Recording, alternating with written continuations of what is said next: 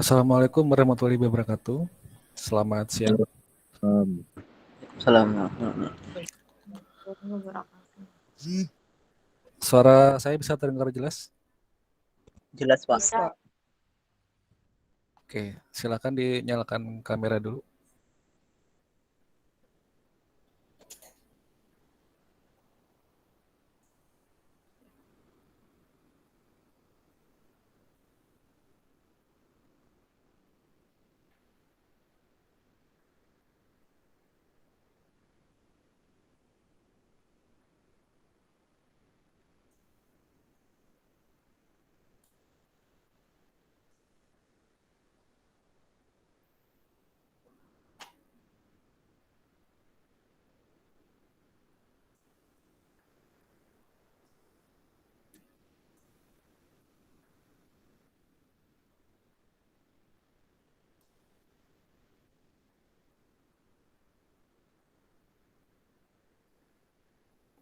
Oke, masih ada yang belum presensi?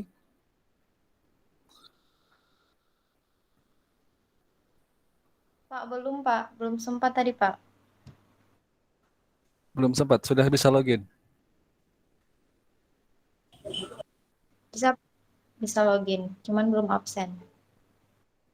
Belum di scan ya?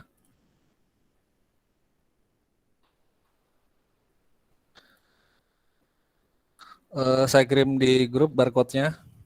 Nanti silakan di share ke teman-temannya.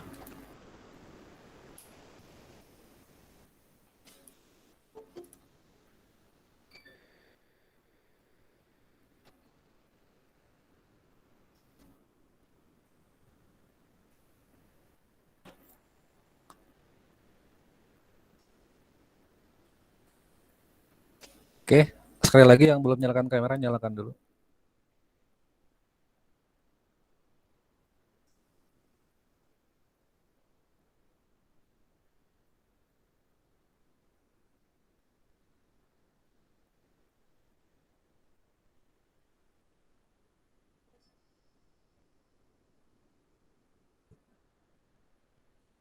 Oke, saya ambil foto dulu ya.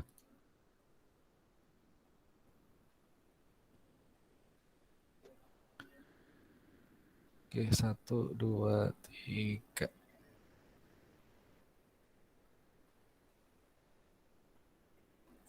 Oke, baik. Di sini ada 60 berapa ini? 62 ya? 62 orang. Sebentar ya, saya simpan fotonya.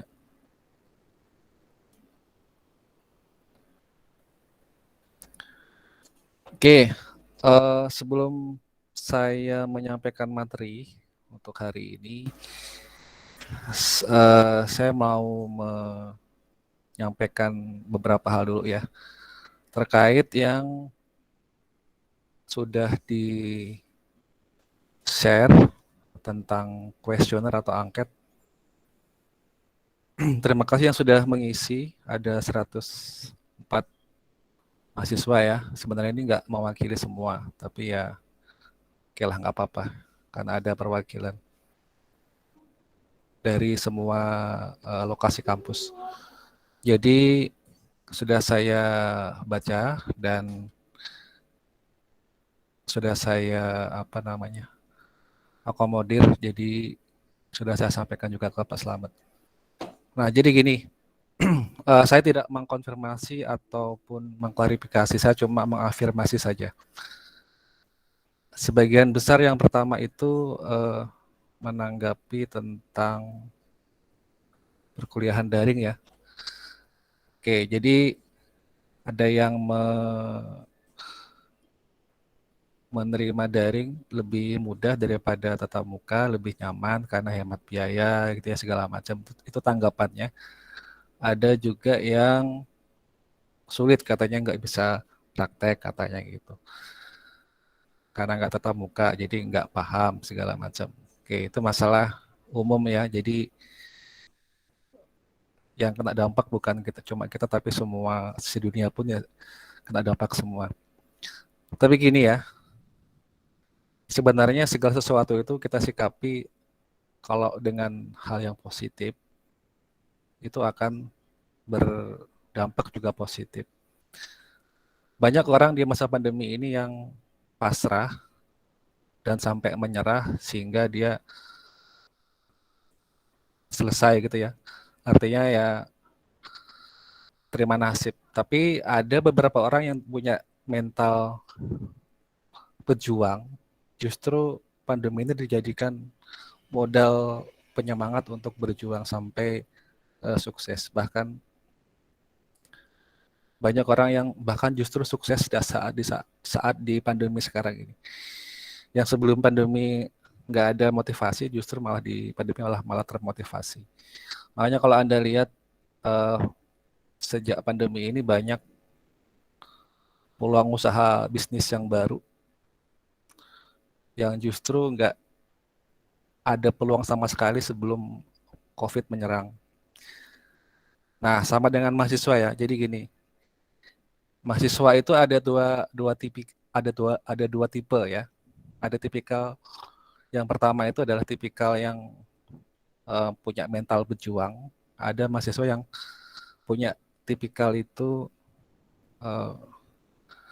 bukan pejuang. Ini mohon maaf kalau saya boleh katakan mahasiswa yang bermental cemen gitu loh. Ya, jadi ada dua, ada yang bermental pejuang, ada yang bermental cemen. Yang cemen seperti apa, Pak? Ya, semuanya serba pasrah dengan nasib gitu ya. Nah, apa contohnya? Banyak sekali contohnya. Ini di seluruh dunia ya, maksudnya yang saya maksudkan ini. Kalau kalian mungkin pernah baca berita atau nonton berita di televisi, banyak yang mahasiswa stres gara-garanya banyak tugas, apalagi saat skripsi itu ada yang sampai bunuh diri. Pernah dengar beritanya? Terakhir itu ada yang mau terjun lompat ke jembatan karena stres skripsi nggak selesai gitu ya. Nah jadi gini, semua orang kan ada memang dua macam ya. Ada yang punya mental kuat, ada yang punya mental nggak kuat. Jadi saya ingin encourage Anda. Jadi jangan dijadikan musibah yang membuat kita terbatasi motivasi kita dalam belajar ya. Jadi kalau disikapi dengan cara yang pasrah, menyerah ya kita nggak akan bisa maju. Justru sebenarnya ini ada hikmahnya kalau kita syukuri pasti Tuhan akan kasih jalan. Sebagai contoh gini, kalau seandainya nggak ada COVID dan tatap muka semua, saya mungkin nggak pernah ketemu kalian yang lokasinya di HST atau di Tabalong. Nah, karena ini daring, hikmahnya apa? Saya bisa kenal kalian yang tinggalnya di lokasi di luar Balangan. Karena memang saya tidak tatap muka di luar Balangan ya. Karena saya fokusnya memang di Balangan. Karena banyak hal saya nangani banyak proyek itu yang nggak bisa saya tinggalkan dari Balangan. Jadi saya memang memilih tetap di Balangan untuk tatap muka. Nah karena daring makanya saya bisa keluar Balangan. Ya itu yang pertama. Jadi saya ingin menyemangati Anda, jangan sampai walaupun daring mengurangkan semangat. Oke, itu yang pertama. Yang kedua adalah masih umum sih ya. Ini buat semua tanggapan yang ditujukan ke akademisi atau administrasi di kampus. Sebagai contoh, ada yang menanggapi tentang masalah kebersihan, masalah kedisiplinan gitu ya. Itu memang sesuai kondisi lah ya. Karena saya akui memang setiap orang kan nggak sama sifatnya. Kalau sifat saya itu sangat menghargai waktu. Kalau saya masuk jam sekian, saya usahakan jam sekian bahkan sebelum itu sudah masuk. Mungkin ada beberapa yang kurang disiplin ya. Mungkin Anda juga tahu. Nah, tadi itu tanggapan dari kebanyakan mahasiswa. Nah, tapi yang menarik, ini ada satu dari suara mahasiswa yang lain dari yang lain. Jadi 104 responden itu satu orang yang seperti ini. Nah, sebelum saya sampaikan apa yang dia sampaikan, sejak pertama kali saya mengajar di Istiqom sampai saat ini itu, saya sudah berhadapan dengan banyak mahasiswa yang tipikal-tipikal seperti ini.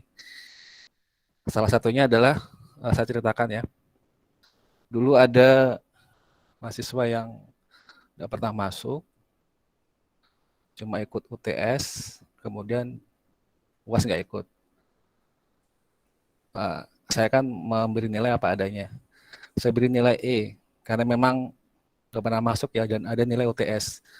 Nilai E itu kan dari 0 sampai kalau nggak salah 20 kalau nggak salah. Jadi cuma dapat nilai UTS ya segitu aja. Makanya kan dapat rates-nya nilainya E. Terus dia WA saya, komplain gitu ya, marah-marah. Pak, kenapa ini ulun dapat E ya? Maka ulun bayar terus SPP ya.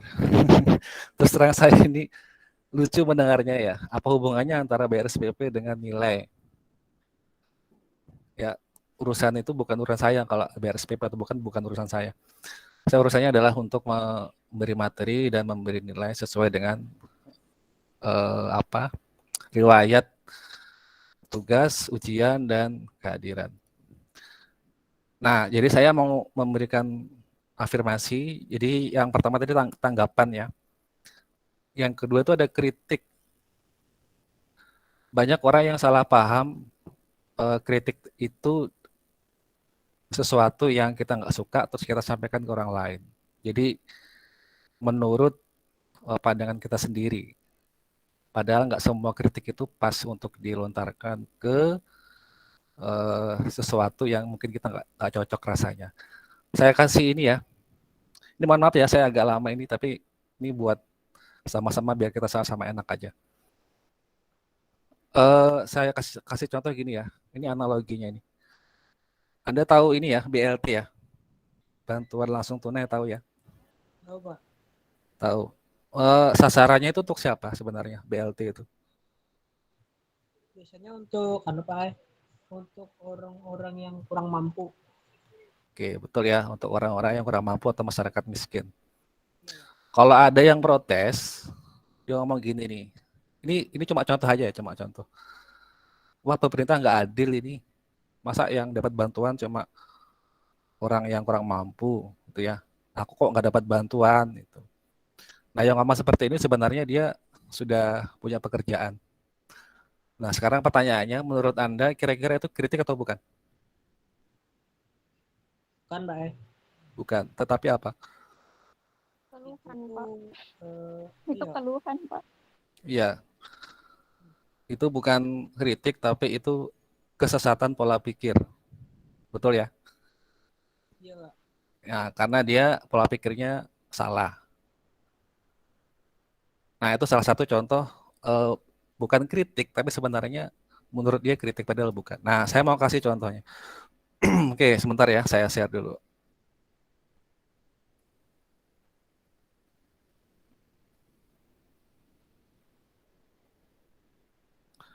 Oh ya, supaya nggak salah paham, saya bukan anti kritik ya. Saya sangat menghargai kritik. Tapi asalkan kritik itu betul-betul memang betul-betul kritik ya, bukan pola pikir yang salah. Ada beberapa yang ini mengisi kritiknya seperti ini ke saya, ditujukan ke saya. Pak, kalau bisa tolong diajak ngobrol juga, tolong Pak yang yang lain jangan yang itu aja gitu ya. Oke, jadi gini saya langsung tanggapi ya. Saya sebenarnya sudah selalu mendorong setiap kali pertemuan itu, saya mendorong semua mahasiswa untuk aktif bertanya atau berdiskusi. Masalahnya kan nggak semua mau menanggapi ya. Sebagai contoh, misalnya di sini ada 60-an mahasiswa yang hadir, tetapi yang aktif itu hanya beberapa orang, 2 atau 3 orang. Nah, karena yang aktif cuma 2-3 orang, makanya kan saya ajak diskusi yang itu, yang aktif tadi, yang open mic. Yang nggak open mic kan nggak bisa saya ajak diskusi ya, karena kan nggak mau buka mikrofon. Ya, jadi bukan berarti saya nggak mau dengan yang lain, tapi itu memang saya sudah berusaha maksimal, tapi nggak semuanya mau aktif, gitu ya. Jadi saya bukannya mengklarifikasi nggak, tapi ini mengafirmasi saja supaya nggak salah paham. Oke, saya tunjukkan ini contoh. Saya ambil dari seorang mahasiswa tanggapannya. Sebentar ya.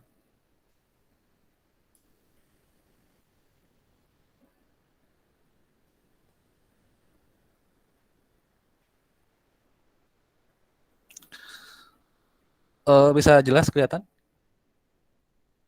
Jelas, Pak. Jelas, Pak, kelihatan. Oke, baik. Ini nggak saya sebutkan namanya. Jadi dia memberikan ada tanggapan, kritik, dan Bapak. ya, gimana? Halo?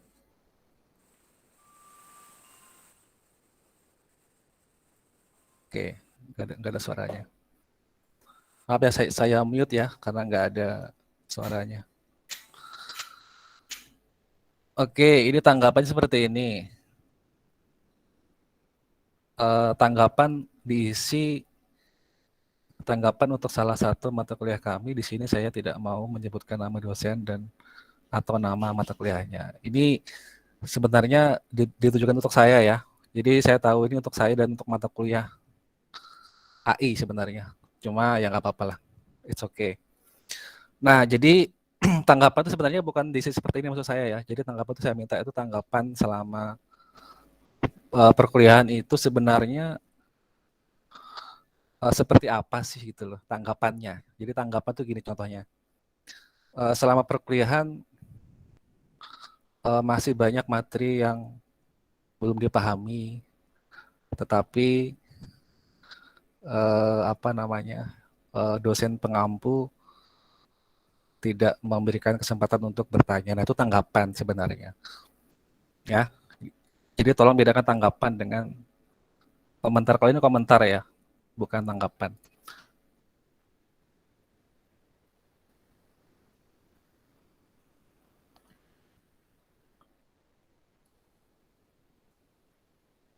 Oke, masih bisa dengar suara saya? Jelas Pak, jelas. Bisa, Pak. Masih, Pak. Jelas. Oke, baik. Ada, Pak. Saya minta tolong dibacakan, tolong Revansa, dibacakan yang ini, yang kritik. Absensi terlalu ribet pakai aplikasi yang tidak sesuai. Bentar Pak, absen terlalu ribet pakai aplikasi yang tidak efisien bagi mahasiswa sehingga banyak mahasiswa yang kesulitan absen.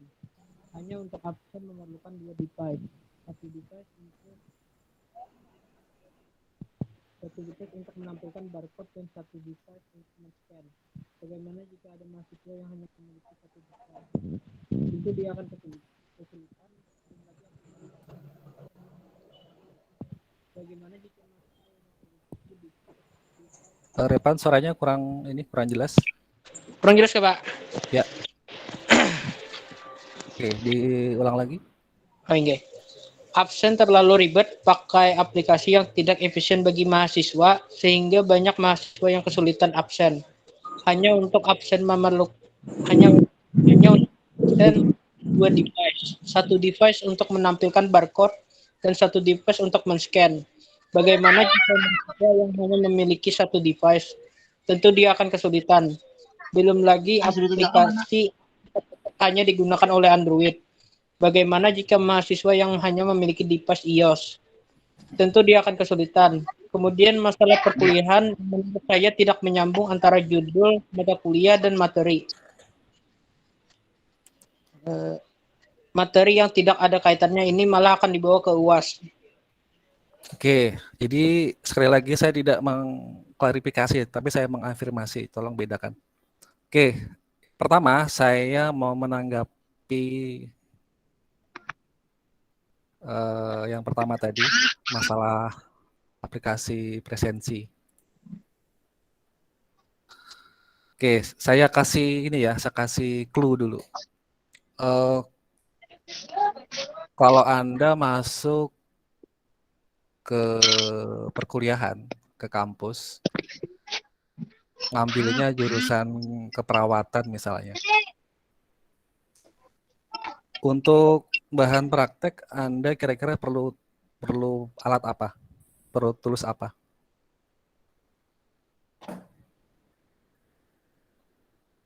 Pasti perlu alat untuk praktek ya? Ya, Pak. Betul ya. Kalau masuk ke akademi keperawatan misalkan, Anda perlu alat apa untuk praktek? Misalnya tensi, jarum suntik. Oke.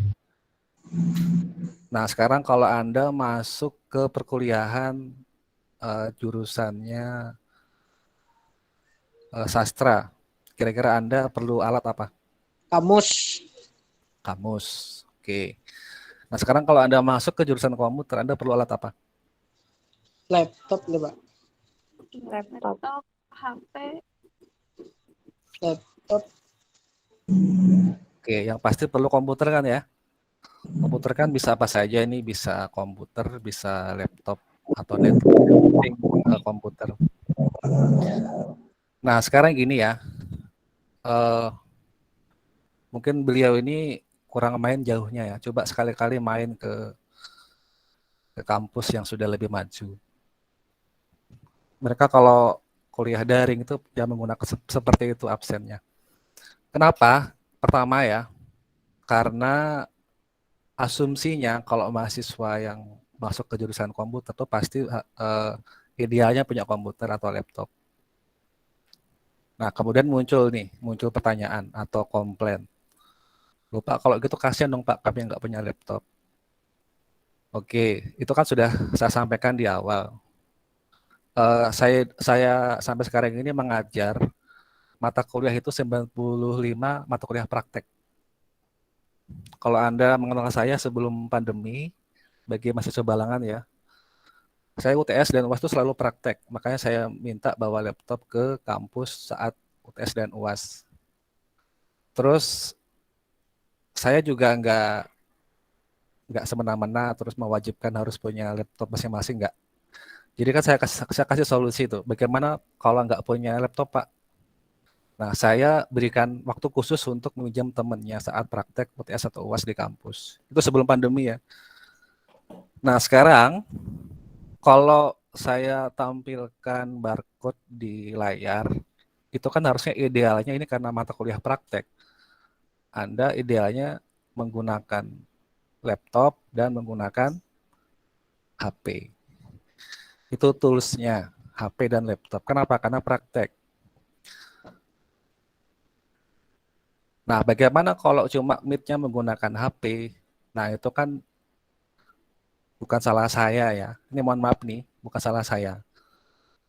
Karena kebanyakan mengira, oh cuma daring kok gampang aja. Kita sambil bisa makan-makan di kafe, kita bisa sambil jalan-jalan, kita bisa sambil disambil ngerjain apa gitu ya. Karena merasa, oh cuma daring saja. Tetapi jangan salah, ini mata kuliah praktek yang saya ajarkan. Jadi idealnya Anda harus duduk di depan komputer. Sekali lagi ada pertanyaan, bagaimana Pak kalau nggak punya komputer? Nah, Anda kan sudah dewasa. Apalagi kan mahasiswa itu kan harus punya ide yang kreatif. Bagaimana kira-kira caranya kalau nggak punya laptop bisa kombinasi atau join dengan kawan yang punya? Kan begitu idealnya. Makanya kan dulu pernah saya minta kalian bikin apa? Kelompok, diskusi. Satu kelompok berapa orang? 4 orang ya? 4 Ya betul ya, 4 ya. sampai 5. 3 atau 4 ya. Itu maksudnya untuk bisa sama-sama belajar. Mungkin beliau ini nggak paham maksud saya dulu ya. Jadi langsung menjudge seperti ini. Tapi ya esok ya lah, nggak masalah. Itu ya, sampai sini bisa dipahami yang poin pertama, masalah presensi.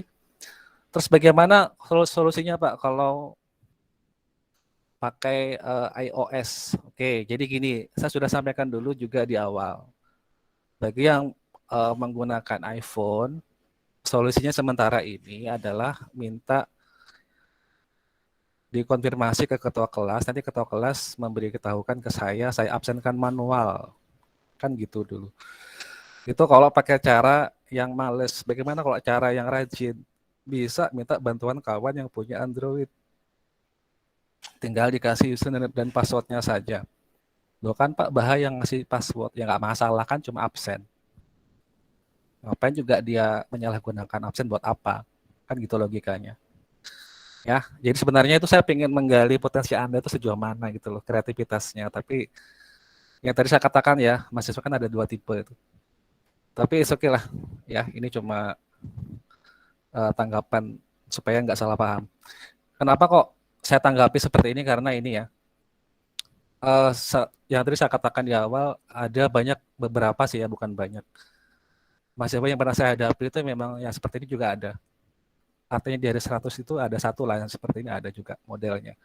Dulu juga ada yang memprovokasi kawan-kawannya, nggak dikonfirmasi ke pihak yayasan, langsung ngajak kawan-kawannya ampihan gitu, keluar gitu. Dulu juga pernah seperti itu. Salah paham, tanpa diklarifikasi ke yayasan, langsung memprovokasi kawan-kawannya. Makanya supaya ini nggak terjadi lagi seperti itu, jadi perlu saya tanggapi sesuai dengan kondisi supaya nggak salah paham dan nggak memprovokasi kawan-kawan yang lain. Oke, itu yang pertama ya. Terus bagaimana Pak kalau izin? Ya, ini ada lagi di izin. Sama juga sudah saya sampaikan, kalau yang izin bisa melaporkan ke ketua kelas menyampaikan ke saya gitu ya, supaya bisa saya absenkan manual. Saya ini bukan orang yang otoriter kok, nggak usah khawatir. Kayak tadi aja contohnya, tadi kelas pagi banyak yang nggak absen karena terlambat. Bahkan ada yang mau habis sudah baru masuk. Nah, itu kan sangat terlambat sekali. Ini kalau saya otoriter, saya akan nggak memperbolehkan itu karena sudah lewat. Tapi saya sekali lagi saya bukan otoriter ya. Tapi dulu terus terang dosen saya dulu waktu saya S1 dulu, ada yang beberapa teman saya terlambat 10 menit baru masuk, langsung diusir dari kelas. Itu zaman saya dulu. Jadi maksimal hanya 10 menit.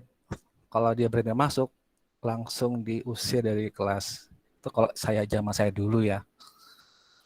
Jadi saya nggak seperti itu, saya masih memaklumi. Tapi sekali lagi kalau ada kendala di presensi, tolong segera dikonfirmasi supaya saya bisa mencari solusinya. Ya. Jadi pada intinya adalah komunikasi. Tolong dikomunikasikan supaya nggak salah paham. Itu yang poin pertama, masalah presensi. Yang kedua adalah tentang ini. Pak. Ya, kenapa? Ya. Gini Pak, kan teman ada yang pakai iOS, terus cara ketua kelas ngabsennya gimana? Lewat chat pribadi atau di grup Pak? Ketua kelas kan dilapori sama yang punya iPhone tadi, didata, terus ketua kelas melaporkan ke saya.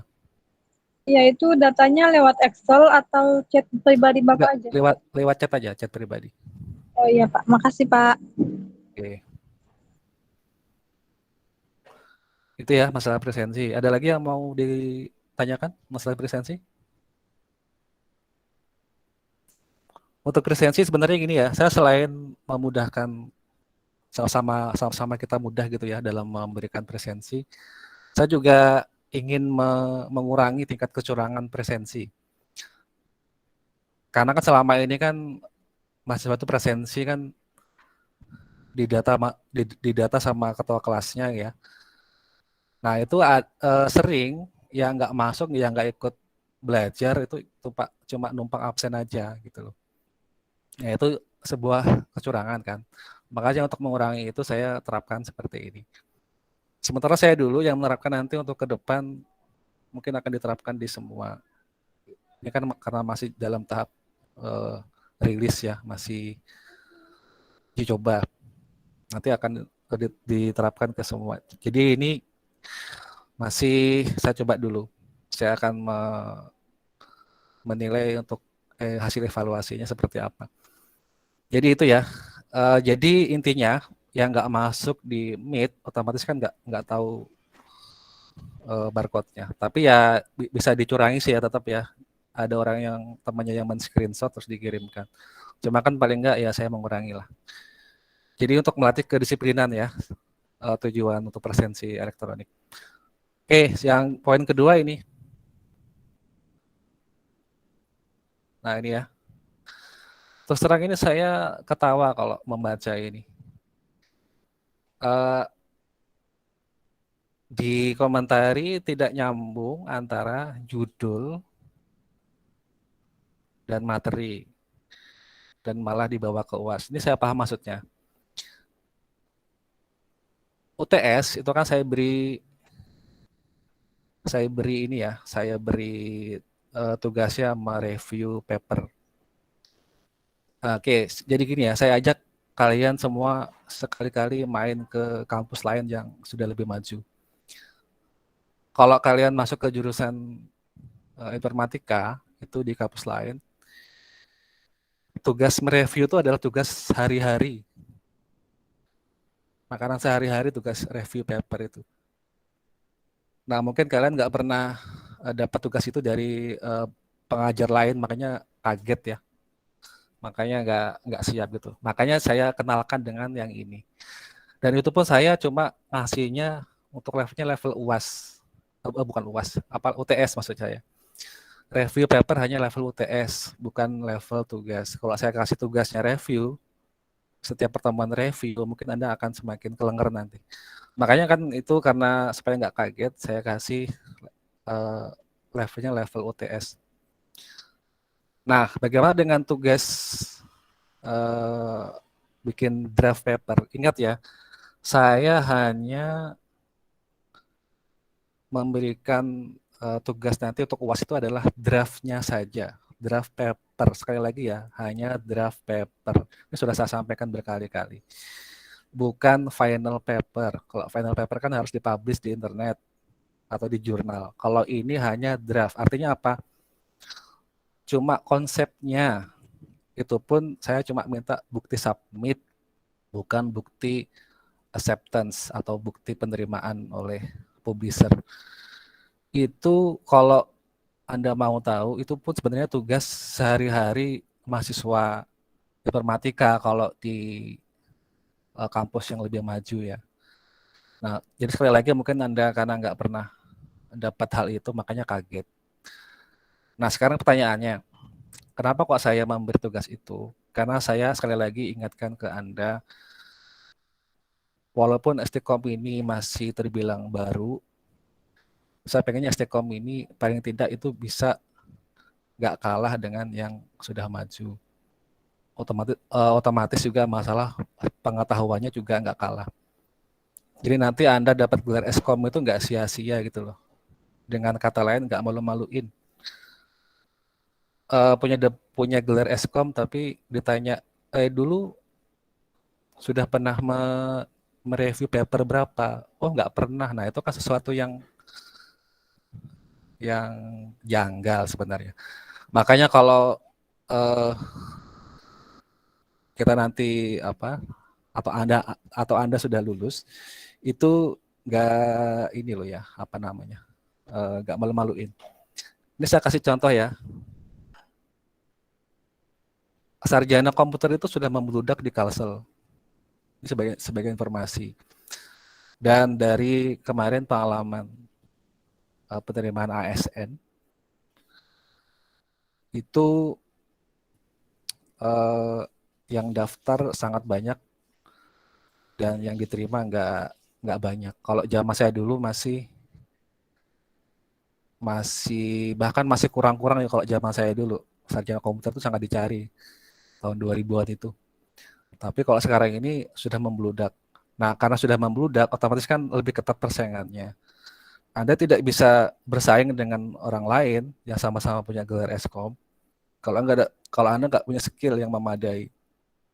Saya kasih contoh, saya pernah ketemu dengan seseorang yang sudah kerja di sebuah instansi pemerintah, gelarnya Eskom gelarnya.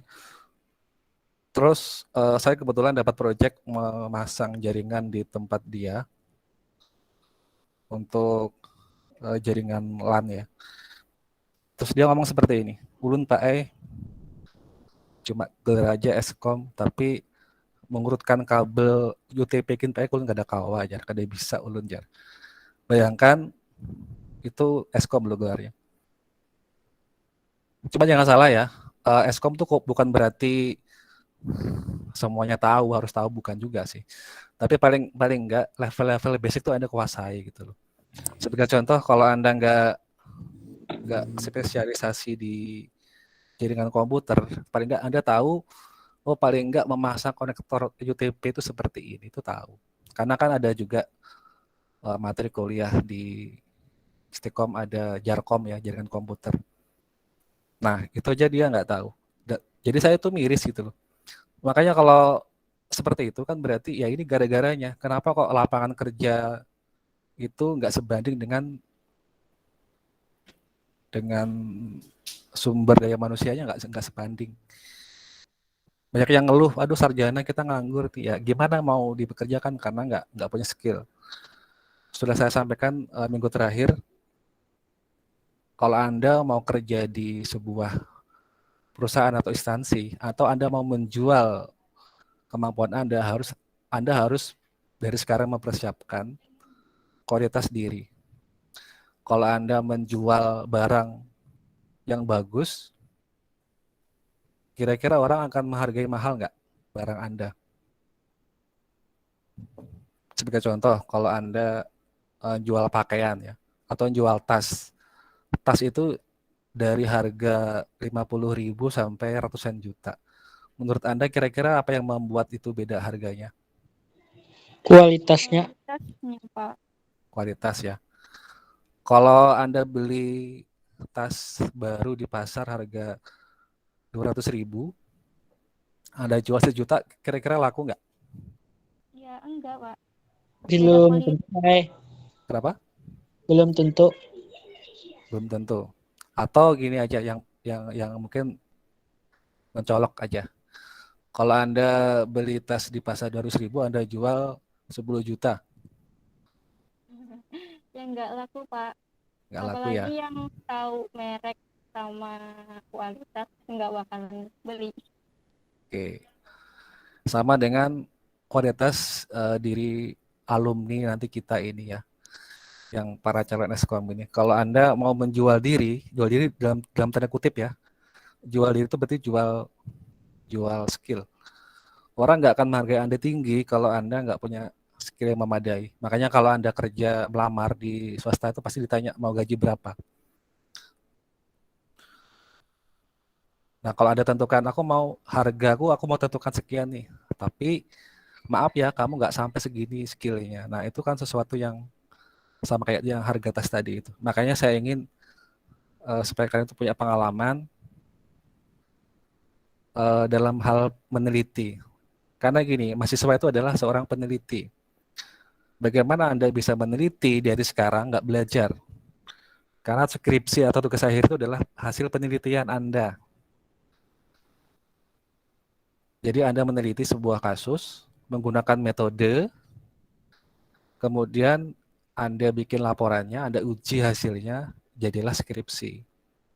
Itu adalah hasil penelitian Anda selama kuliah 4 tahun lebih. Nah, Anda tidak bisa meneliti kalau Anda tidak pernah mereview punya orang lain. Makanya saya ajarkan dari sekarang bagaimana sih caranya mereview penelitian orang lain seperti apa, saya ajarkan di sini. Nah, mungkin karena tadi itu nggak siap mentalnya, terus kaget ya, terus berpikirnya jadi pola pikirnya jadi salah. Nah, makanya supaya nggak salah lagi saya berikan tanggapannya. Nah, yang paling lucu tuh ini, saya bacanya lucu ya, ini loh. tidak ada kaitannya. Sekarang gini loh ya, kaitan yang mana yang dimaksudkan? Justru ini sangat berkaitan. Sekali ini saya katakan, mata kuliah AI itu adalah mata kuliah dewa. Kenapa saya sebut mata kuliah dewa? Kalian nggak akan mungkin menguasai AI dalam waktu cuma 1 semester. Nanti akan saya jelaskan kenapa kok seperti itu ya. Nah, jadi untuk menyikapi itu, ini justru sangat berkaitan dengan AI. Karena AI itu adalah full project-nya, project penelitian. Anda nggak bisa menyamakan AI dengan teori ekonomi gitu ya, dengan teori eh, apa namanya sejarah komputer, itu nggak bisa disamakan. Ini adalah level teratas dari komputer ya, ini ilmu AI ini. Ya, sampai sini ya, paham ya. Jadi ini justru saya akan membantu kalian untuk sampai ke situ levelnya. Sampai belajar mereview penelitian orang lain, sampai belajar membuat penelitian sendiri, hasil karya sendiri.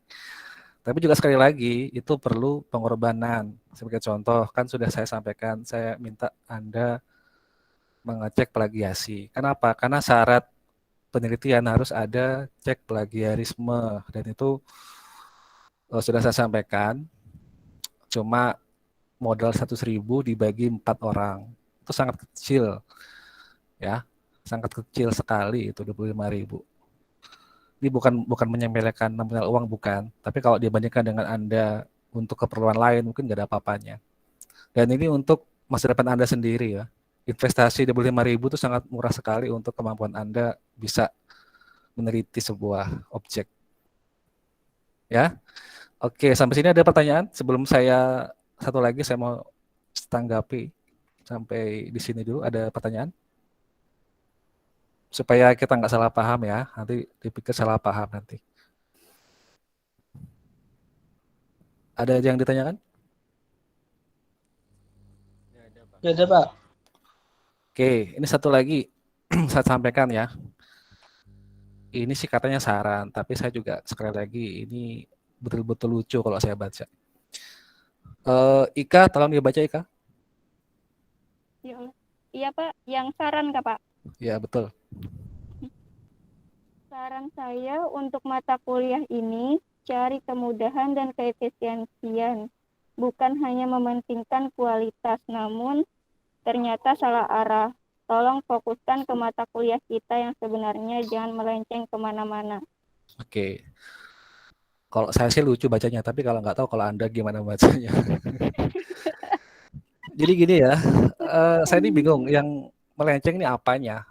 Saya nggak pernah memberi tugas Anda mereview paper kesehatan, pernah nggak?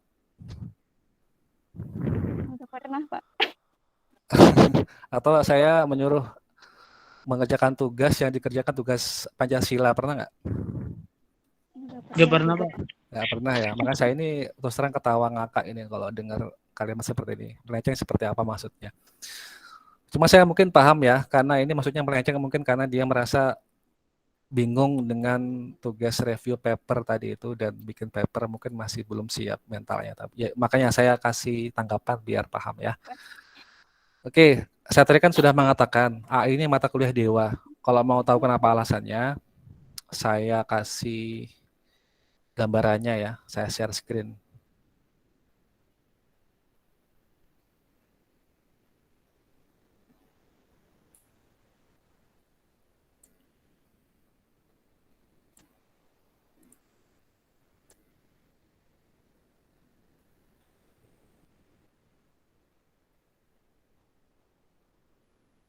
Oke, coba kelihatan? Kelihatan Pak. Oke, jadi gini, AI itu kalau saya ibaratkan itu seperti universe atau alam semesta. Alam semesta itu kalau Anda mau gali, itu nggak akan sampai otak kita. Otak manusia itu hanya sampai meneliti ke galaksi Andromeda. Lebih dari itu nggak sanggup lagi karena sangat jauh, jaraknya nggak akan mungkin atau mustahil. Tapi menggunakan teleskop Hubble itu berhasil mendeteksi bahwa ternyata alam semesta jagat raya kita ini itu ada miliaran galaksi. Setiap galaksi ada banyak bervariasi ya, ada puluhan, ada ratusan tata surya. Setiap tata surya itu ada puluhan sampai ratusan bintang dan planet satu tata surya ya. Jadi sangat bintang tuh maksudnya bintang matahari itu bintang ya. Jadi ada banyak. Nah, jadi AI itu seperti itu. AI itu nggak akan mungkin Anda kuasai dalam waktu 1 semester, apalagi kita kan ini cuma 8 pertemuan. Nah, nanti akan saya jelaskan ya spesifikasinya. Nah, jadi AI itu dalamnya ada machine learning. Ini dulu pernah saya sampaikan sebenarnya di awal-awal pertemuan. Mungkin beliau ini nggak nyimak, jadi nggak paham. Jadi ada machine learning di dalam AI. Di dalam machine learning ada yang namanya artificial neural networks. Kalau diartikan itu adalah jaringan saraf tiruan, JST namanya. Nah, di dalam ANN atau JST itu ada yang namanya deep learning. Jadi ada 4 subset atau 4 bagian. AI, dalamnya ada machine learning atau ML singkatannya, bukan Mobile Legend ya. Di bawah atau di dalam ML itu ada ANN, di dalamnya lagi ada deep learning. Jadi ada 4 kedalaman atau subset dari AI. Ini baru gambaran umum. Sekarang saya tampilkan gambaran khususnya. Ini maaf ya, ini agak lama tapi nggak apa-apa daripada nanti salah paham.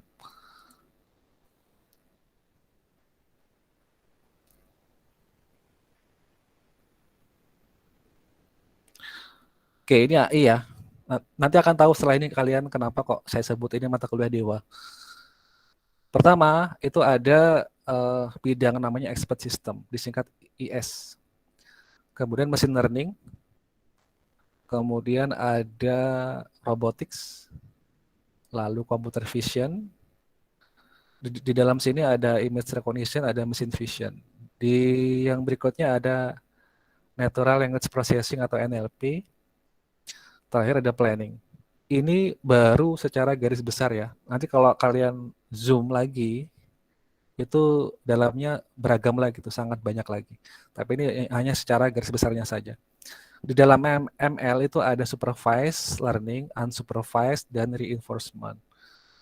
Di dalam NLP ini yang paling banyak klasifikasi bidangnya, ada speech. Di dalam speech ada speech to text, ada text to speech. Di dalam NLP lagi ada content extraction, ini mengekstraksi kalimat. Di dalamnya lagi ada question answering, text classification, text generation, dan machine translation. Kalau kalian pakai Google Translate, itu dia pakainya bidangnya bidang ini, machine translation. Saya kasih gambaran ya. Satu bidang ini, anggap saya ambil ini ya, text classification aja. Yang ini ya. Itu perlu waktu paling tidak setahun untuk Anda bisa belajar secara spesifik ini. Kalau mau belajar semuanya ya. Nah, ini baru satu bidang. Ini minimal setahun. Itu pun harus Anda fokus ke situ. Kalau mau fokus. Kalau nggak fokus ya lebih lama lagi. Nah, sekarang Anda bisa mengkalikan semuanya ini kira-kira butuh waktu berapa tahun?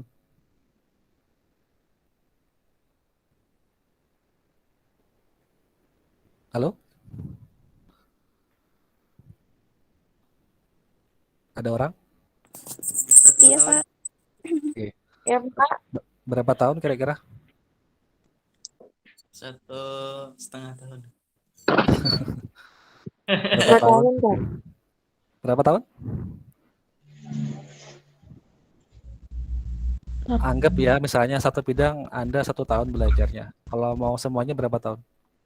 Anggap 18 tahunan lebih. 15 tahun. Mungkin nanti sampai Ika Sapitri punya anak cucu ya, baru selesai belajar. Nah, Minus baik tuh. oke, itu gambaran secara umum dan itu pun sebenarnya ini masih sangat banyak. Nanti saya kalau mau saya akan tunjukkan lagi kalau mau pecahan-pecahan dari ini lagi. Ini cuma secara umum yang tren ya yang dipakai untuk penelitian saat ini. Profesor yang membimbing saya itu beliau tuh dapat gelar profesor itu karena penelitian satu bidang ini aja. Ya, satu bidang ini aja dapat gelar profesor. Bayangkan kalau Anda ingin menguasai semuanya, berarti sudah berapa kali profesor Anda? Banyak ya? Oke. Itu kalau saya maksudkan itu profesor yang memang dia menemukan banyak hal baru terkait improvement dalam AI. Dia harus menguasai minimal satu bidang. Nah, itulah kenapa saya sebut level dewa ini mata kuliahnya. Nggak asal-asalan, bukan cuma teori, tapi perlu praktek. Nah, Anda tidak bisa praktek kalau Anda tidak tahu caranya meneliti. Karena semua AI itu harus berdasarkan atau based on practice. Kalau praktis berarti harus tahu teorinya. Bagaimana teorinya tahu kalau nggak pernah mencari tahu penelitian orang lain. Karena orang lain tuh kan meneliti, kita dapat hasil dari yang mereka teliti, kita review lagi seperti itu. Makanya saya akan memberi UAS nanti kenapa kok bikin draft paper itu adalah untuk hasil penelitian AI. Kenapa? Karena AI itu tidak bisa kita membuat teori tanpa ada dasarnya. Sebagai contoh gini ya. Anda mau meneliti sebuah kasus, algoritmanya pakai algoritma A. Tanpa Anda mendapatkan petunjuk atau literatur dari penelitian yang sudah orang lakukan tentang algoritma A tersebut, Anda nggak boleh meneliti itu. Ya, jadi harus bisa yang paling minim adalah mereview hasil penelitian orang lain. Yang kedua adalah mencoba belajar bikin penelitian sendiri. Itu output atau goal dari AI. Nah, karena semuanya itu levelnya serba level yang dewas, makanya saya AI ini hanya fokusnya ke sini saja, ke text classification. Kenapa kok pakai ini, Pak? Karena bidang inilah yang sekarang lagi tren. Sekarang yang lagi tren tuh pakai bidang ini. Makanya saya ajarkan ke Anda. Saya kan sudah saya katakan sebelumnya, saya itu orang yang suka up to date ya. Apa yang baru saya sampaikan ke mahasiswa agar harapan saya itu mahasiswa itu juga tahu hal-hal yang baru. Ya, supaya up to date. Nah, Anda perlu tahu text classification ini ada belasan algoritma. Saya nggak mungkin mengajarkan semuanya. Saya hanya nanti pilihkan 2 saja nanti untuk diajarkan di semester ini. Nah, bagaimana Pak plottingnya? Jadi gini ya, ini mungkin kekurangan saya karena saya waktu pertama kali memperkenalkan mata kuliah ini saya belum sampaikan ini ya. Jadi saya mohon maaf karena ini memang saya dulu lupa menyampaikan ini. Tapi nggak apa-apa saya sampaikan sekarang aja supaya nggak salah paham. Jadi UTS-nya itu nanti plotting saya adalah sebelum UTS itu saya ajarkan hal basicnya dulu, pengenalan, apa itu AI, terus tools-toolsnya apa saja, terus kalian praktek UTS-nya bikin review paper, sudah dilakukan ya. Oke, sekarang pasca UTS, ya sekarang ini kan pascanya, saya mulai memberikan materi-materi dasar tentang machine learning. Nah, minggu depan kita mulai praktek menerapkan yang text classification-nya. Nah, pertemuan akhir baru bikin draft papernya, hasil dari penelitian tentang AI ini. Jadi semuanya serba nyambung, nggak ada yang melenceng. Ya, jadi supaya nggak salah paham lagi, nanti jangan lagi dikatakan melenceng, saya jelaskan. Supaya lebih detail dan nggak salah paham lagi. Ya, ini sama sekali nggak melenceng. Ya, jadi saya bisa katakan dengan tegas ini sesuai plotting yang sudah saya siapkan sejak dari awal AI. Tapi mungkin nggak saya sampaikan ya, makanya nggak paham atau kurang paham masalah yang plotting ini ya. Jadi kita pertemuan mungkin kurang 2 kali lagi, nanti akan cukup sesuai plotting waktu saya. Terakhir itu konsultasi tentang draftnya nanti setelah saya berikan materi tentang algoritma dalam text classification. Oke, sampai sini ada pertanyaan? Silahkan.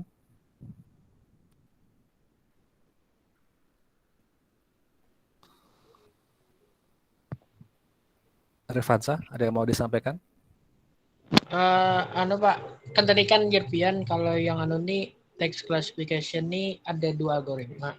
Itu kapan kena pengenalan 2 algoritmanya tuh, Pak? Hari ini masih pengenalan dasar, minggu depan baru kita mulai sambil praktek. Oh ini Pak.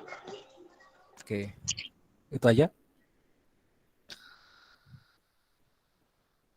Oke, ada lagi yang lain? Silakan, mumpung saya buka kesempatan. Kemarin ada yang ini ya, ada yang kritik Pak kalau bisa yang lain Pak diajak ngobrol. Makanya sekarang ini udah oke lah, saya terima kritikannya. Oke, yang lain saya ajak ngobrol. Kira-kira siapa yang mau ngobrol dengan saya? Silakan, saya buka kesempatan. Nah, tuh kan nggak mau juga kan? Sambil ngopi, Pak. Oke, silakan. Hilmi sambil ngopi boleh ngobrol. Hilmi, silakan disampaikan.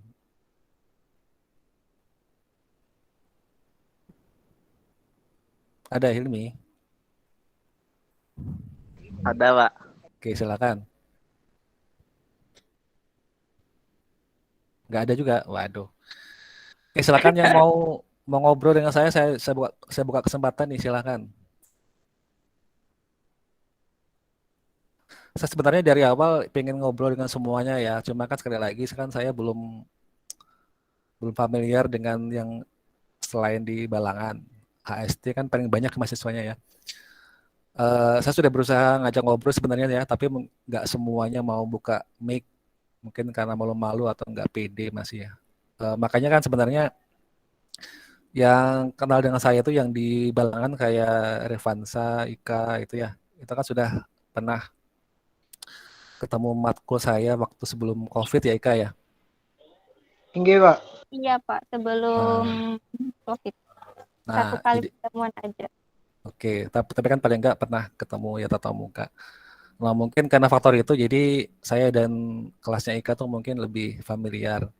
Dan mereka karena sudah familiar dengan saya, jadinya sering nanggepi yang saya sampaikan. Jadi karena faktor itu ya, bukannya saya pilih-pilih, enggak. Saya tuh mau siapa saja itu mau saya ajak ngobrol, cuma karena mungkin dari kelas lain Balangan mungkin nggak familiar. Nah, sekarang saya kasih kesempatan nih, nanti jangan lagi dipikir Ika aja atau Revansa yang saya ajak ngobrol. Oke, yang lain silakan. Kalau mau ngobrol dengan saya tanggapi. Atau mau saya tunjuk namanya? Saya paksa. Ya. Kalau Ajijah itu di Balangan Ajijah ya? Ya Pak, di Balangan. Oke. Oke, saya tunjuk ya yang dari kelas lain Balangan.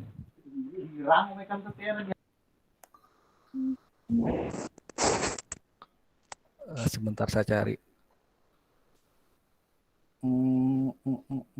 Bentar ya. Mutia Amalia ini kayaknya di HST ya, Mutia. Ada Mutia? Oh, enggak ada. Muhammad Jaki? Ada, Pak. Oke, Jaki dari HST ya? Tabalong. Oh, Tabalong. Oke, nggak apa-apa. Silakan kalau ada yang mau disampaikan.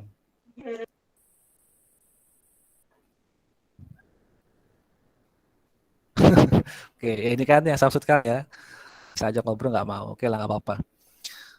Oke, jadi jangan salah paham lagi dan diantara kita ya, supaya nanti kita menghilangkan praduga dan rasa yang tidak pas nanti biar nggak ada lagi seperti ini. Supaya jangan ada lagi salah paham. Jadi sekalian saya bereskan saat ini. Oke, kalau nggak ada lagi yang ditanyakan, ini saya close. Saya akan beralih ke materi hari ini. Oke, karena minggu berikutnya kita praktek, saya sudah sampaikan disiapkan ya toolsnya. Jadi dulu kan pernah diinstal Jupyter Notebook atau Anaconda. Nanti harus siap minggu depan ya, karena kita langsung praktek.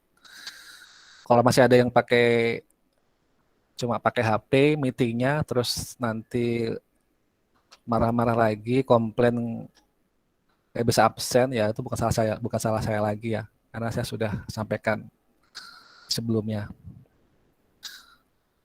Oke, kalau nggak ada saya akan share materi hari ini.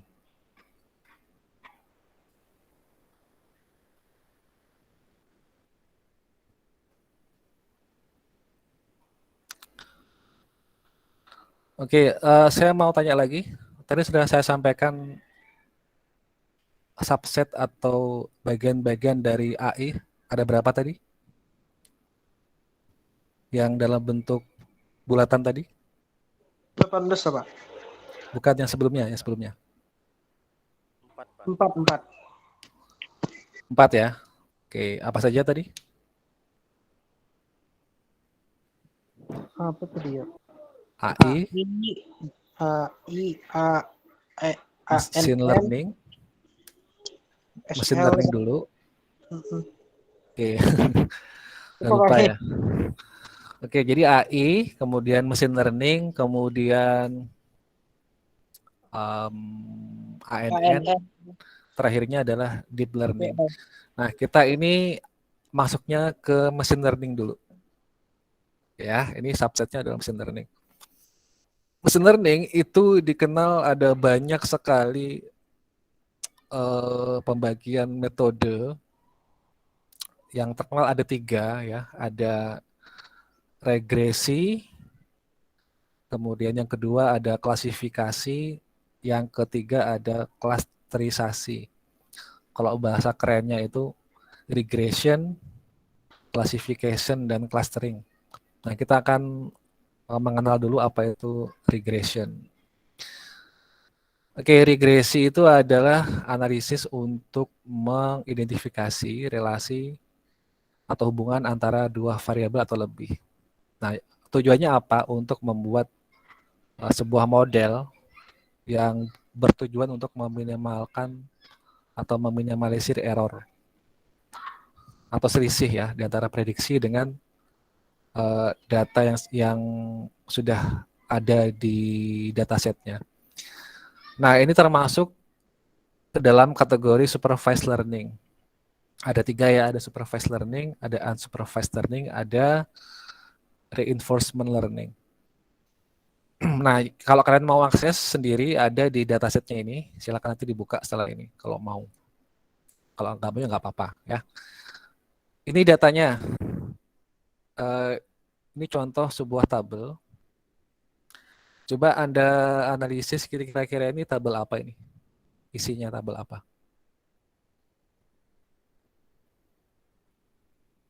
Jenis mobil, Pak.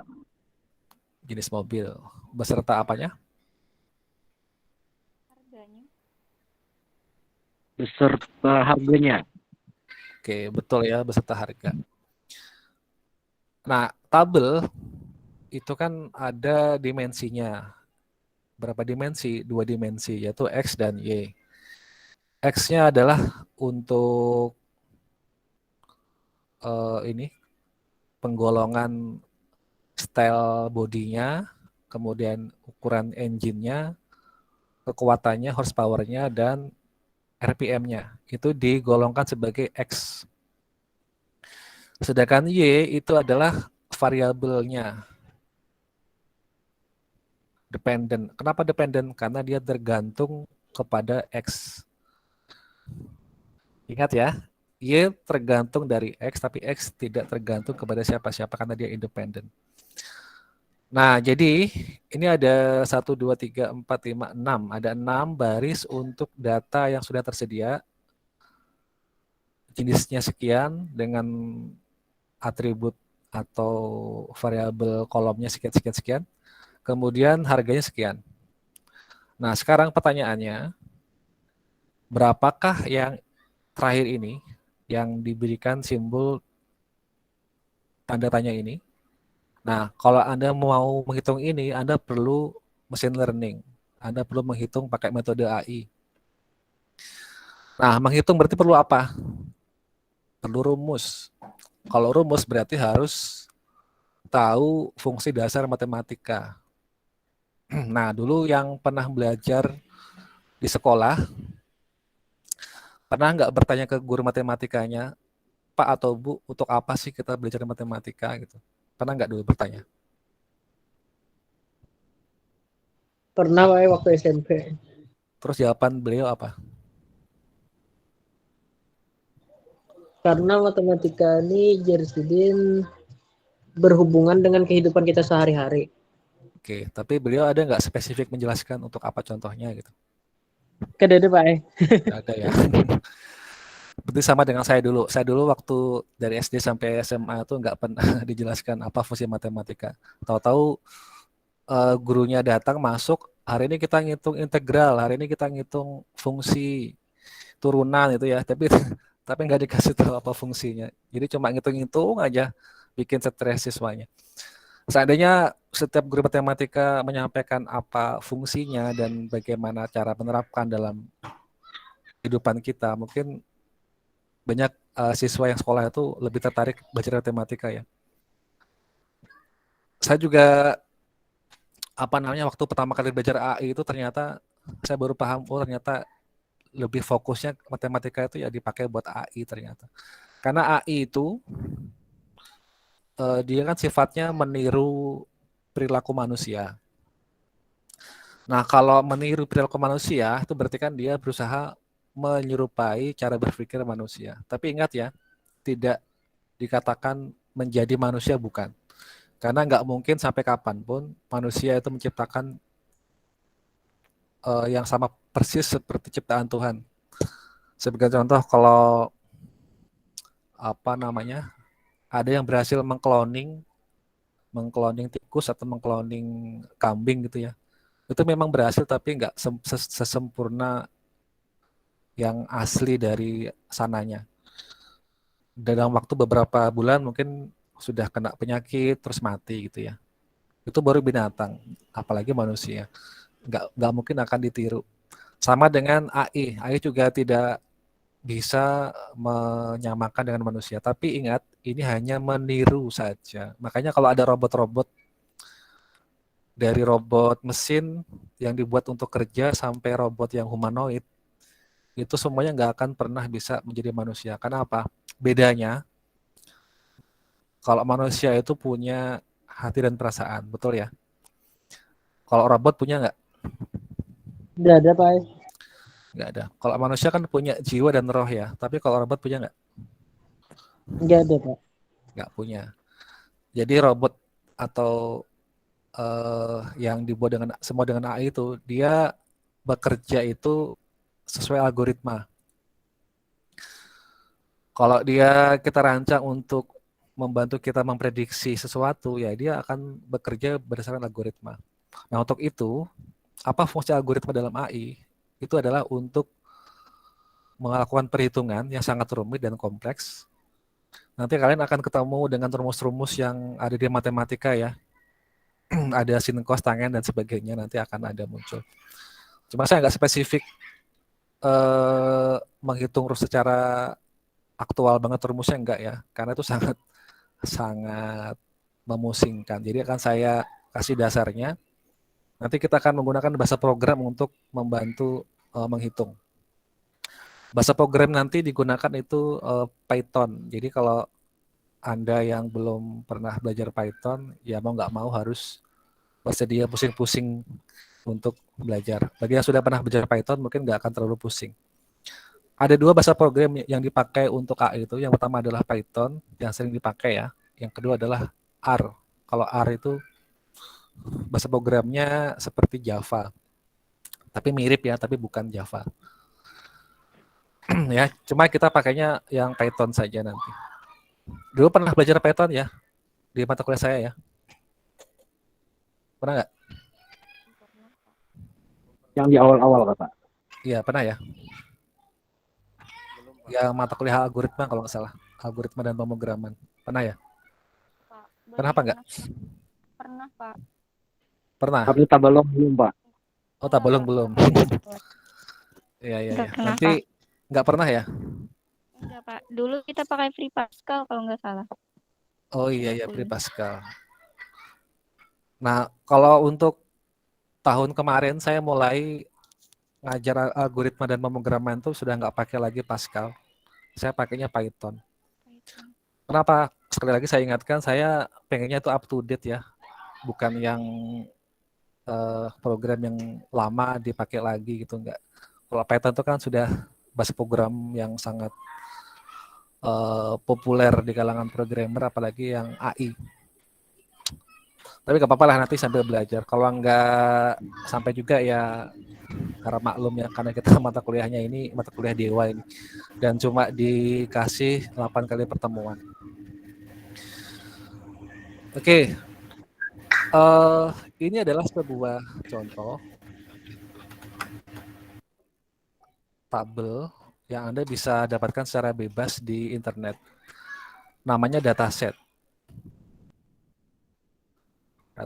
Dataset ini adalah sekumpulan data ya. Bisa kasih warna biar jelas. Nah, ini adalah dataset yang sifatnya open. Kalau Anda mau cari, nanti silahkan cari di sini. Dia bebas dipakai siapa saja untuk keperluan apa saja. Tapi ada dataset yang sifatnya tertutup atau close ya. Itu harus bayar atau terbatas untuk kalangan tertentu saja. Nah, itu apa fungsinya? Adalah fungsinya untuk ini nih. Tergantung keperluan kita. Dari untuk sekedar belajar sampai untuk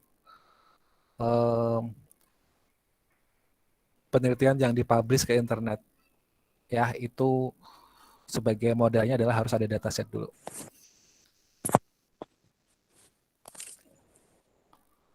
Noni Ilma dia, ada yang mau ditanyakan?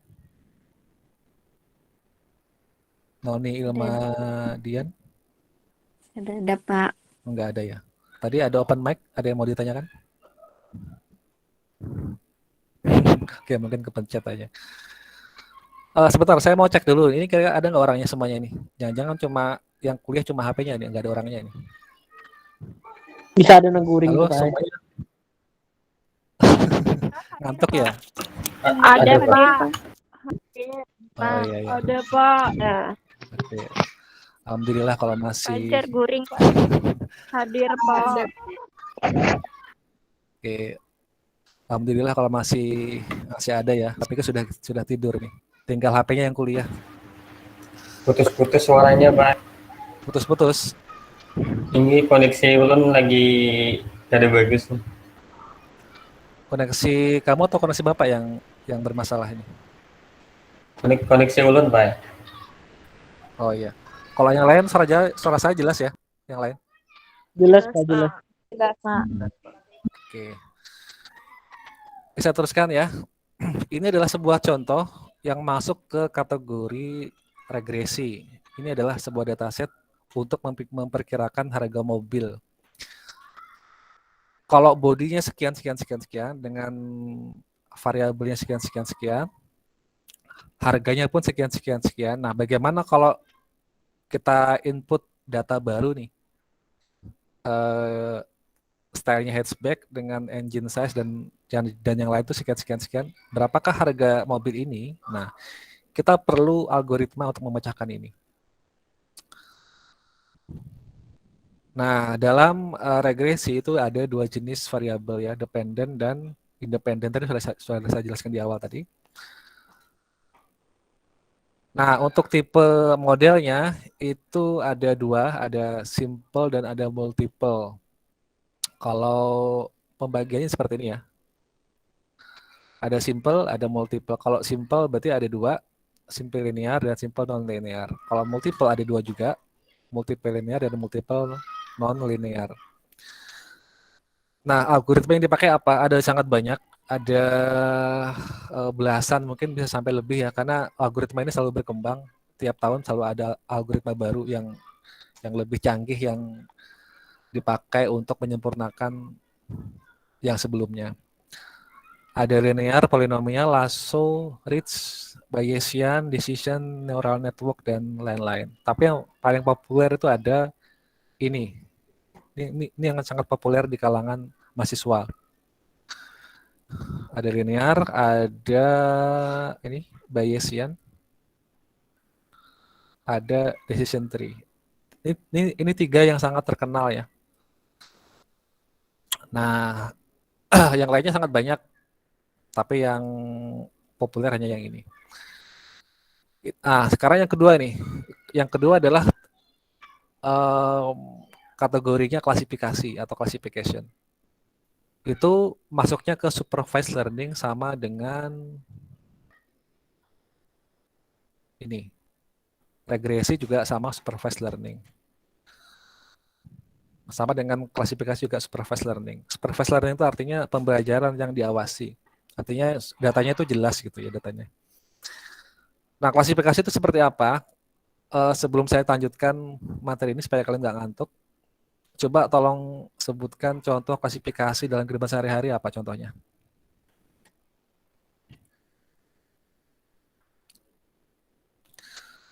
Halo, ada orang?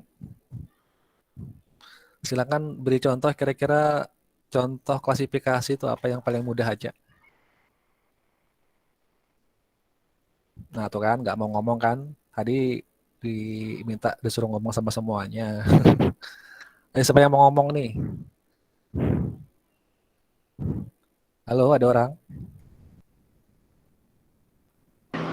Ada, Pak. Coba sebutkan apa contoh klasifikasi yang paling mudah aja dalam kehidupan sehari-hari. Gimana, Dimita? Repansa, bisa beri contoh?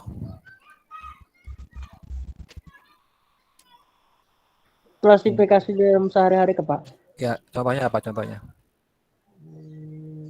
Apa lah ya? Mengklasifikasikan apa nih ya? Yang paling mudah aja, yang paling simple.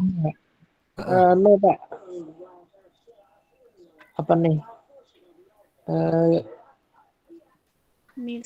Mengklasifikasikan bentuk-bentuk Pak, bentuk-bentuk pisau di rumah.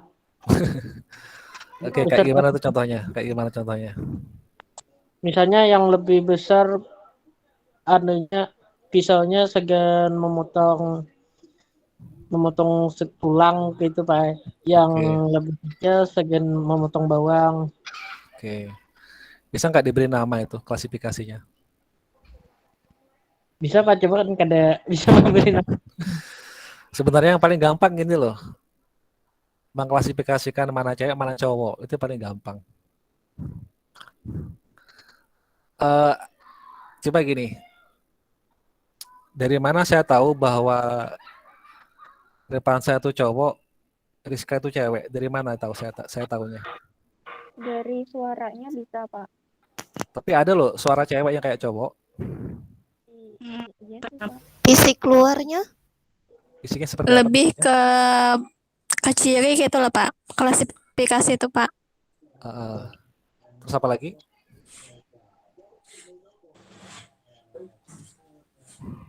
Ada lagi selain itu? Bentuk tubuh Pak. Bentuk tubuh. Kayak gimana bentuk tubuhnya? Misalnya kan kayak ulun gendut, kayak Ika kurus. Oh, kan ada juga yang sebaliknya juga. Yang sebaliknya Rifanza. Kenapa kita harus tolong lah. Oke. Kalau mungkin dari penampilan ya, cewek pakai kerudung, cowok nggak pakai gitu ya? Ya, tapi ada Pak cewek yang nggak pakai kerudung. Nah, ada juga kan berarti bukan termasuk kategori klasifikasi kalau gitu. Kalau yang Ada Pak. Beli sayur Pak. Beli sayur itu saya juga pernah beli sayur di pasar. Pak. Cowok udah pakai rok, kalau perempuan pakai rok. Tapi perempuan ada yang pakai celana loh. Tapi perempuan ada pakai celana, Rifanza kayak aku misalnya. Makanya lelakian kan pakai rok, bibirnya pakai rok. Ya, tapi kan belum masuk klasifikasi jadinya kalau salah satunya ada. Oke. Gini aja lah ya. Mungkin kalian malu-malu menyebutkan. Dilihat dari jenis kelaminnya, dari kelaminnya. Betul nggak? Betul. Iya, Terus betul. bagaimana Pak kalau ada yang operasi gender? Seperti artis yang ada di itu, yang ada di Indonesia, ada kan yang operasi kelamin. Ya gini ya, kita nggak berbicara sejauh itu. Ini cuma berbicara secara umum aja. Jadi seseorang bisa dikelompokkan ke dalam laki-laki dan perempuan. Itu contoh kasus yang sangat simpel. Mungkin kayak gini ya, mungkin bisa jadi dari bentuk wajah, kemudian apa ya, dari postur tubuh mungkin bisa. Makanya atribut atau variabel itu nggak cuma satu ya, harus banyak. Kalau cuma satu, maka akan terjadi salah persepsi nanti. Nanti hasilnya akan salah kalau salah pemilihan atribut. Oke, ini contohnya ya. Ini kalau dalam kasus AI yang sering dipakai ini adalah dataset yang open sifatnya, jadi bisa dipakai oleh siapa saja. Nanti kita minggu depan prakteknya menggunakan data ini. Oke, variabel itu fiturnya dan ada targetnya. Beda dengan regresi ya. Kalau regresi itu kan ada X dan ada Y, dependent dan independent. Tapi kalau klasifikasi itu ada sama juga dua, tapi bukan salah ya, beda penyebutan. Kalau penyebutannya yang satu adalah feature, kalau yang ini adalah target. Itu kalau klasifikasi. Fiturnya apa? Fiturnya itu adalah angka-angka seperti ini. Terus kita target ini, dia klasifikasinya apa? Kalau diketahui di sini ada berapa klasifikasi?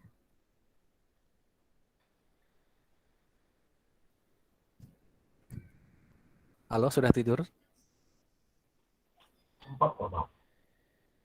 Berapa klasifikasi ini? Ada 5, Pak. Ada 5. Ada jawaban lain? 4, Pak. Berapa? 4. 4. Oke, Ika 4, Rizka 5. Yang lain ada berapa?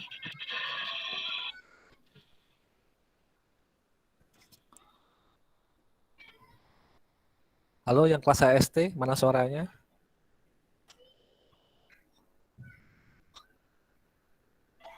Tuh kan, gak ada orangnya kan? Ya ini yang saya sulit ini kalau ngajak diskusi kalau nggak ada suaranya. Maaf Muhammad, Pak, tadi apa pertanyaannya? ada berapa klasifikasi yang di layar ini? Datasetnya ada berapa klasifikasinya? Ada berapa, Revan? Revansa. Boleh Pak kalau total keseluruhan. Iya, ada berapa nih klasifikasinya? Berdasarkan tabel yang ada di layar. 35 lah Pak. Bukan. 1. Bukan. Satu lagi deh. Berapa? 6. Bukan. 7. 3. Bukan. 3. Ya, 3. 4. Ada 3. 3 Mas. Apa aja 3 itu? Oh, beda lain, Pak.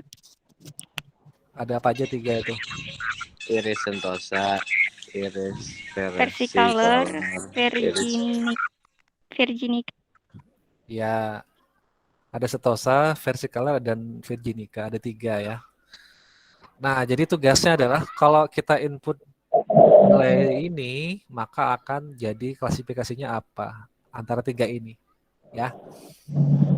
Nah, untuk tipe modelnya itu ada 2, ada binary, ada multi-class. Kalau binary itu berarti cuma ada 2, 0 dan 1, yes dan no, X dan Y, ya cuma 2. Tapi kalau multi-class itu lebih dari 2. Nah, berarti kalau ini pakai apa ini modelnya? Multiple ya Pak. Multiple. Kalau laki-laki dan perempuan berarti pakai apa? Yang itu satunya. Ya. Ya, pakai binary. Nah, algoritmanya ini ada decision tree, naive Bayes, KNN, dan sebagainya. Nah, ini yang saya tandai yang paling sering dipakai oleh kalangan mahasiswa yang saat ini dipakai ya. Decision tree. Nah, ini dia. Saya langsung urutkan 4. Decision tree, naive Bayes, KNN, logistik, dan VM. Nah, untuk nanti yang minggu depan buat kita praktek, saya hanya memberikan yang 2 saja, naive Bayes dan KNN. Kenapa Pak ini? Karena 2 ini yang paling sering dipakai untuk penelitian mahasiswa. Oke, jadi saya beri petunjuk dan clue ya. Kalau Anda nanti mau skripsinya yang berkualitas, saya sarankan dari sekarang topiknya pakai topik yang AI. Dari mana Pak dasar taunya? Ya dari mata kuliah yang saya ajarkan ini. Kalau Anda lihat, sekali lagi ya, kalau Anda lihat di kampus-kampus yang sudah duluan, yang maju ya, itu yang ambil TI itu didorong oleh pembimbingnya pakai topiknya AI. Nanti Anda bisa cari-cari contoh-contoh paper atau skripsi yang berkaitan dengan AI ya. Minggu depan mungkin saya akan lebih detail tentang gambaran contoh-contoh yang tadi itu yang saya sebutkan tadi itu. Ada yang regresi dan ada klasifikasi. Sampai sini ada pertanyaan sebelum saya teruskan ke clustering? Oh ya, kita sampai jam berapa ya? Bapak lupa nih. 3:30 ya? Betul ya, 3:30?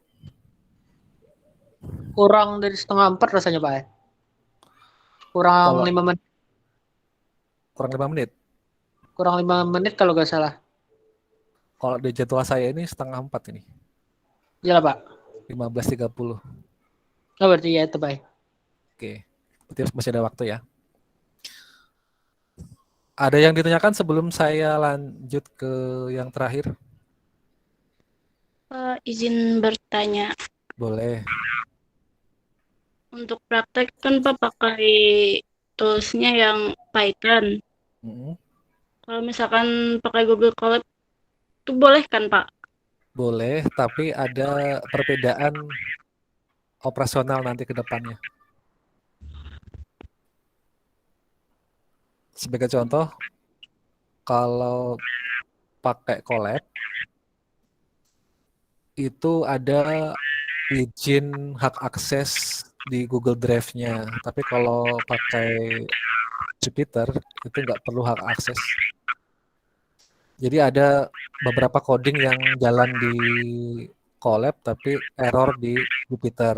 Atau sebaliknya, ada yang jalan di Jupyter, error di Colab. Gitu ya. Ya. Terima kasih Pak. Oke. Kalau dulu kan saya sarankan kalau komputernya tahan, install yang Anaconda, nanti pakai Jupyter. Tapi kalau komputernya nggak tahan, saya sudah kasih solusi pakai Colab. Tapi gini ya, sekali lagi, nanti pasti akan ada error-error segala macam karena memang perbedaan antara apa namanya penggunaan Colab dan Jupyter. Nah, saya mau tanya nih, tolong dijawab langsung ya. Di sini ada berapa orang yang nggak punya komputer? Ada nggak? Silakan konfirmasi. Ada Pak, ulun bisi laptop aja Pak. Komputernya nggak ada. Ya itu sama komputer juga laptop itu. Dikira. Komputer tuh kan ada cuma satu macam aja sih ya. Cuma klasifikasinya yang mungkin beda-beda. Klasifikasi untuk mobile namanya laptop atau notebook, ada yang ultrabook, ada yang netbook, macam-macam kan ya. Itu cuma klasifikasinya aja, tapi pada dasarnya itu ya komputer semua. Ada yang nggak sama sekali nggak ada komputer? Ada Pak. Nah, iya. Ada. Anissa sementara ini kalau pakai komputer di mana? Di punya kantor. Punya kantor. Tapi bisa dipinjam gitu ya? Kalau di kantor masih bisa. Oke. Kalau pas kuliah itu di kantor? Kalau Sabtu Minggu di garage. Di mana? Biasanya di rumah aja. Oh, di rumah. Cuma bisa. Oke. Nah, itulah yang saya masukkan tadi ya. Artinya saya tuh pengen mahasiswa itu kreatif gitu loh. Jangan menyerah dengan keadaan. Kalau engkau punya laptop ya udah ya pasrah menyerah itu, bukan seperti itu ya. Banyak cara kok. Saya dulu ini perlu saya katakan ini informasi ini. Saya dulu waktu kuliah tuh nggak punya komputer juga. Tapi dulu akan zaman saya ada warnet. Saya rela nyewa warnet demi mengerjakan project dari kampus. Sampai saya bela-belain habis berapa gitu ya. Kalau zaman dulu kan warnet mahal ya, zaman saya dulu tahun 2000 itu. Warnet 10.000 1 jam. Kalau sekarang kan lebih murah lagi. Kalau sekarang mungkin jarang ada warnet ya, tapi tetap ya nggak kekurangan ide. Kalau Anda punya teman, bisa join dengan teman. Bisa sebenarnya. Ya, tanpa harus mengurangi motivasi belajar. Oke, ada yang mau ditanyakan lagi? Nggak ada? Oke, kalau nggak ada, ini terakhir materi hari ini. Pak, untuk telepon. Pak, Ya, silakan. mau tanya tugasnya apa, Pak? Soalnya hanya masuk tadi, Pak Ai. Tugasnya belum ada, ini baru penjelasan. Oh, belum. Enggih, kira apa ya tadi, Anem? Belum, masih belum. Ya, makasih, Kak. Oke. Baik ya, ini adalah terakhir clustering. Alim Haidar mau tanya? Iya Pak, izin bertanya Pak. Oke, boleh. Kan beberapa dari kami memang punya device atau komputer gitu. Tapi sudah beberapa kali cek pembersihan, uninstall, tapi masih kayak ada beberapa device kami yang memang berat, Pak. Ada solusi kah Pak dari Pian, Pak? Beratnya seperti apa dulu? Kayak misalnya kayak buka aplikasi itu lambat loadingnya kayak itu. Padahal sudah kayak nggak ada apa-apa lagi Pak di laptopnya Pak. Buka aplikasi apa contohnya? Buka Word gitu ya maksudnya? Enggak, bahkan buka Google Chrome aja Pak. Bisa agak berat. Komputernya ya, model lama atau gimana? Enggak terlalu lama sih, cuman setahu Ulun prosesornya kah? Entah prosesornya kah atau memang belum upgrade SSD gitu nah. Sebenarnya nggak masalah sih ya mau pakai hard disk, nggak usah pakai SSD. Yang penting itu pertama RAM-nya. RAM-nya berapa dulu? 4 Pak. 4 itu sudah cukup. Kalau prosesornya berapa? Lupa Ulun, AMD Radeon grafik berapa gitu. Oke. Yang versi rendah Pak? Sebenarnya nggak masalah ya. Ada Anaconda yang versi light-nya. Namanya Mini Conda namanya. Kalau nanti mungkin Anaconda terlalu berat, bisa install Mini Conda. Itu yang diinstal beberapa yang penting cuma yang dipakai saja, termasuk Jupiter-nya saja.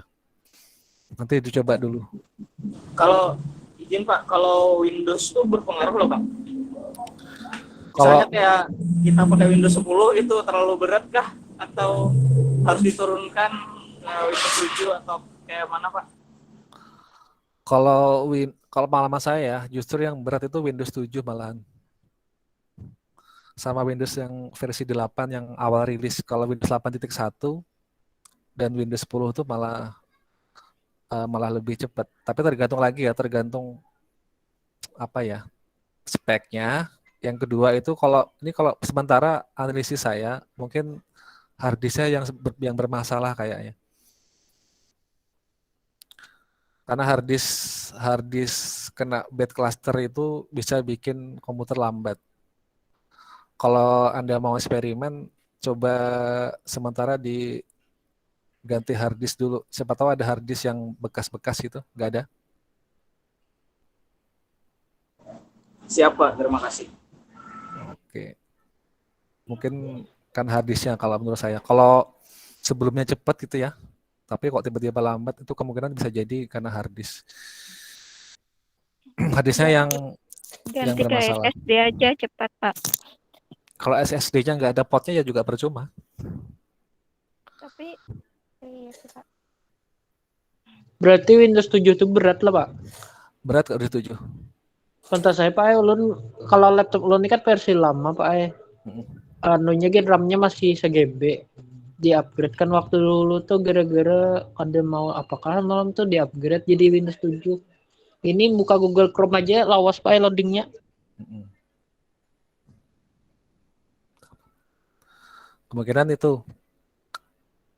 Kemungkinan karena ya sebenarnya banyak faktor ya. Kalau saya nggak bereksperimen satu persatu faktor-faktor yang bikin lambat apa, maka nggak tahu. Karena kalau cuma masalahnya komputer lambat gitu aja, kita nggak tahu penyebabnya secara langsung. Jadi harus diuji satu persatu troubleshooting-nya. Pertama diuji dulu Windows-nya. Kadang kan gini ya, kalau kalian pakai Windows bajakan, itu ada beberapa yang disusupi malware. Itu yang bikin lambat juga bisa. Yang kedua kena virus juga bisa. Yang ketiga itu bisa jadi ada aplikasi yang menguras sumber daya sistem juga ada. Ya mungkin kita nggak sadari ada di situ gitu ya. Kemudian ada juga karena speknya kurang memadai, atau juga bisa RAM-nya yang bermasalah, bisa hard disk bermasalah juga. Jadi banyak faktor. Ya, jadi agak sulit sih kalau menentukan apa trouble-nya. Tapi sementara dugaan saya mungkin karena hard disk-nya tadi itu yang bermasalah. Karena saya juga pengalaman komputer di kantor itu juga ada yang seperti itu. Ternyata hard disk-nya rusak. Setelah diganti baru normal. Itu ya. Ada lagi yang mau tanya? Pak, Oke, kalau nggak ada saya teruskan ya. Ini terakhir, clustering itu ya gimana? Suara pian terpotong-potong kayak tadi. Masih bisa terdengar? Terkadang gini, terkadang nyaring Pak.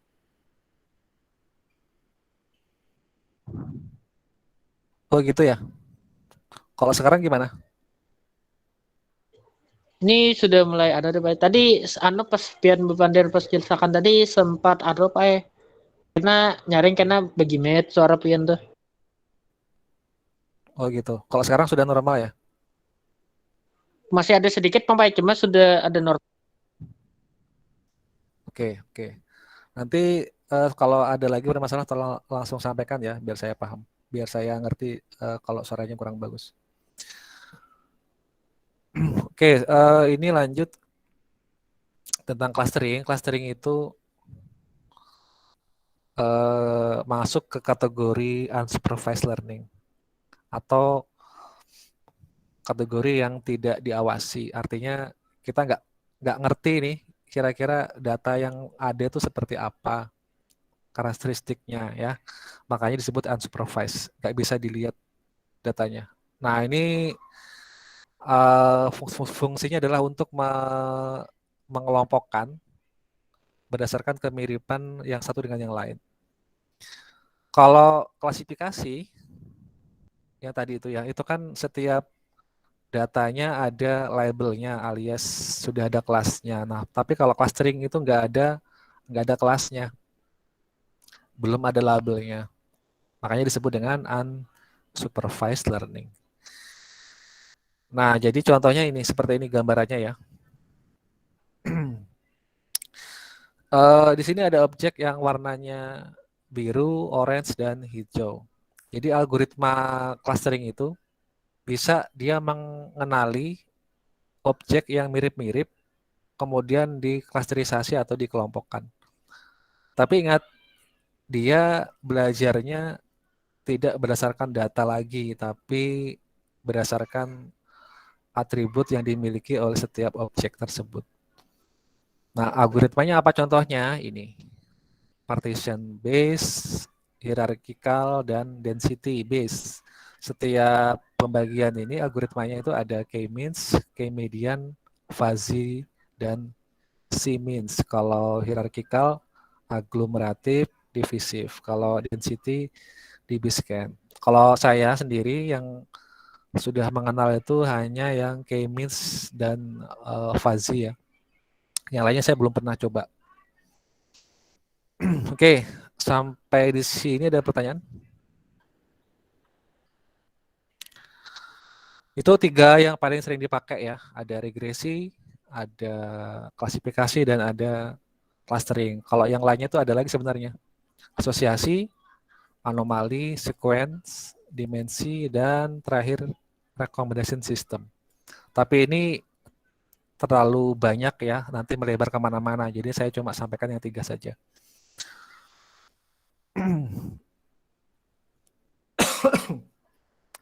Suara saya masih bagus? Terdengar suaranya? Masih Pak, masih bagus. Bagus Pak, bagus. Oke. Recommendation system ini contoh penerapan di dunia nyata itu ya sudah kalian pakai sehari-hari setiap saat ya. Dipakai di Facebook, Instagram, YouTube, kemudian dipakai untuk di e-commerce ya, Shopee, Tokopedia, dan sebagainya. Buat apa fungsinya, Pak? Jadi fungsinya ini adalah untuk memberikan rekomendasi yang disukai oleh si pengguna. Kalian pernah browsing-browsing, selancar, tahu-tahu dapat iklan yang sesuai dengan yang kamu suka gitu? Pernah nggak? Misalnya Pernah, Pak. Pernah ya. Misalnya Ika Sapitri suka dengan tas berbagai macam merek dan harga gitu. Nah, si sistem ini, RS ini, dia dirancang untuk tahu itu. Jadi dia tahu, oh si Ika ini sukanya tas, maka dia akan menampilkan iklan-iklan yang berkaitan dengan tas-tas gitu ya. Yaitu namanya RS, Recommendation System. Tapi ini kita nggak sampai sini ya, ini cuma pengetahuan secara umum aja. Nanti kita akan fokus ke 2 ini saja, ke ini.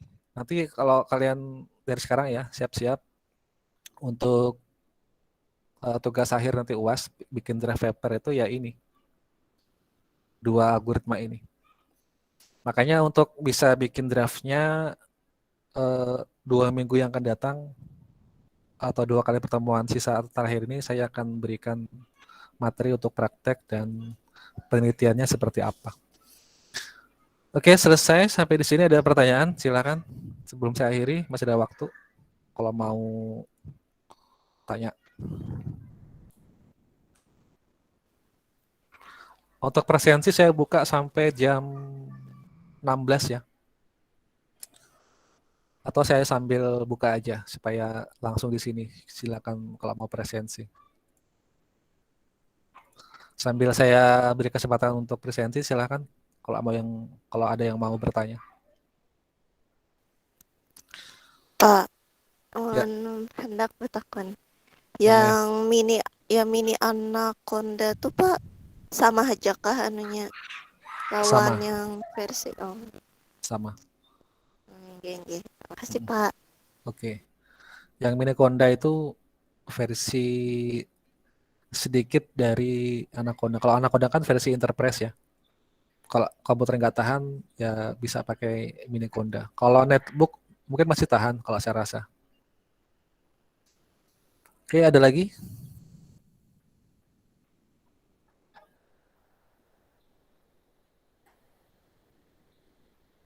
Ada pertanyaan?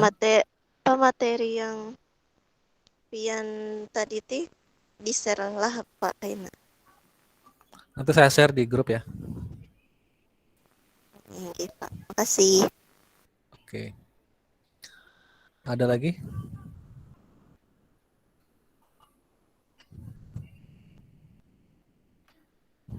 Halo, ada orang? Ada, Ada, Pak. Pak.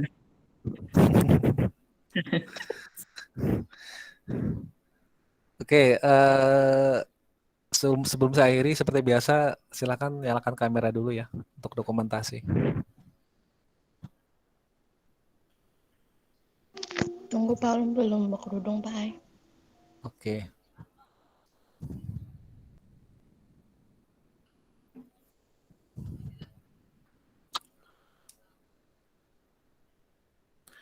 Ika Sapitri lagi di Gramedia ya? Ika lagi di Perpus, Pak. Di mana? Di Perpus. Perpus Balangan. Tabalong. Oh, Tabalong.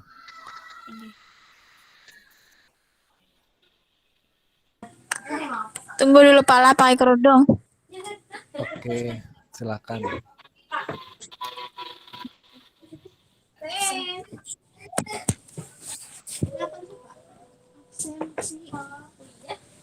Pesan dokumentasi.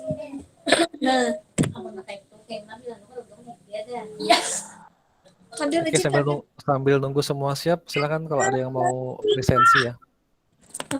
Belum Pak.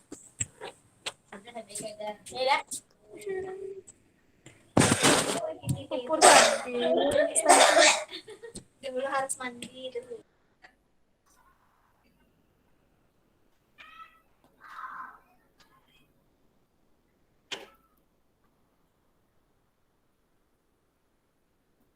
Oke, silakan yang belum menampilkan kameranya ditampilkan dulu.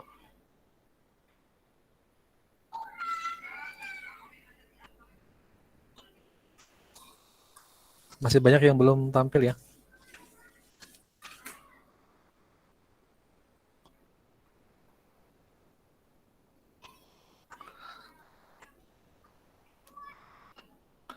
Kalau ada teman saya yang ngajar di kampus yang di Jawa itu, dia mewajibkan setiap mahasiswa harus open cam semuanya.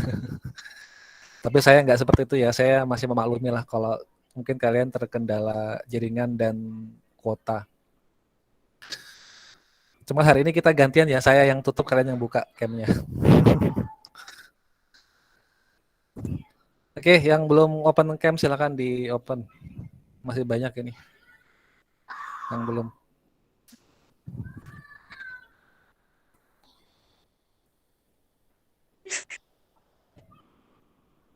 Oke, saya hitung sampai 3 ya. 1, 2, 3. Oke, baik. Kalau tidak ada pertanyaan, saya rasa cukup.